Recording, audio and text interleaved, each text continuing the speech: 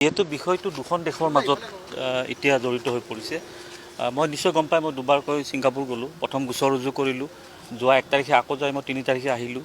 কি হৈছে কি নাই হোৱা, যিহেতু ন্যায় প্ৰক্ৰিয়া এগৰাকী ৰানিং জাজৰ জৰিয়তে চলি আছে, আমাৰো দায়িত্ব যে তাত কি হৈছিলে আৰু ইয়াত কি হৈ আছে সেই কথাখিনি আমি ন্যায় আয়োগত কোৱাৰ পিছতেহে এটা সিদ্ধান্ত ল'ব পৰা যাব। যদি পিছুৱাই থাকেতো ল'ব পৰা নাযাব, কাৰণ দুখন দিশৰ বিষয়টো জড়িত হৈছে। ছিংগাপুৰৰ বিষয়টোত মই নিজে জড়িত আছোঁ, সেই গতিকে মই ইয়াত আজি উপস্থিত হৈছোঁ। আৰু আপোনালোকৰ সংবাদ মাধ্যমৰ জৰিয়তে যিসকলে জুবিন গাৰ্গৰ হত্যা, এইটোতো মৃত্যুৰ কথা অহাই নাই এতিয়া, কাৰণ মুখ্যমন্ত্ৰী নিজে কৈছে যে হত্যা হৈছে। হত্যা যদি হৈছে, হত্যাকাৰীও আছে।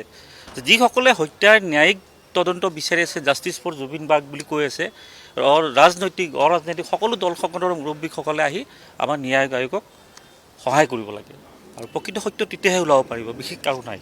SIT লৈ গৈছিল নেকি আপোনাৰ? SIT মোক মাতাই নাই, আৰু মাতিলে মই নিশ্চয় যাম, আপোনালোক খবৰ দিম। প্ৰথম গোচৰটো ৰুজু হ'ল যোৱা 15 অক্টোবৰত, আৰু যোৱা মই 2 তাৰিখে যাই তাত দেখিলোঁ, মোৰ লগত কথাও পাতিলে। মোৰ গোচৰটো PCG মানে পুলিচ কষ্টেল গাৰ্ডত তাত চলি আছে, তদন্ত চলি আছে। খুব সোনকালে কৰোনাৰ্ছ কোৰ্টৰ ৰিপৰ্টটো দাখিল হ'ব, আৰু ন্যায় প্ৰক্ৰিয়া ছিংগাপুৰত চলিব। ছিংগাপুৰৰ সিদ্ধান্ত নহ'লে কিন্তু মই ভাবোঁ অসমত সিদ্ধান্ত দিয়াটো কঠিন হ'ব, কাৰণ ঘটনাটো হৈছিল ছিংগাপুৰত। সেই গতিকে মই সম্পূৰ্ণ সহযোগত আছোঁ, যোগাযোগ কৰি আছোঁ। যিকোনো ডেভেলপমেণ্ট আপোনালোকক জনাই থাকিম। আৰু কিবা আছে? আপুনি তাতে ছিংগাপুৰত হত্যাকাণ্ড বুলি হেৰি কৰিছিলে নে? মই যোৱা 15 তাৰিখে যেতিয়া মোৰ গোচৰটো ৰুজু হৈছিলে, তেতিয়া মই কৈছিলোঁ যে মাননীয় মুখ্যমন্ত্ৰীগৰাকী কৈছে হত্যাকাণ্ড বুলি। এইটো কালিৰ কথাটো কোৱা নাই, মই আগৰ কথাও কৈ আছিলোঁ।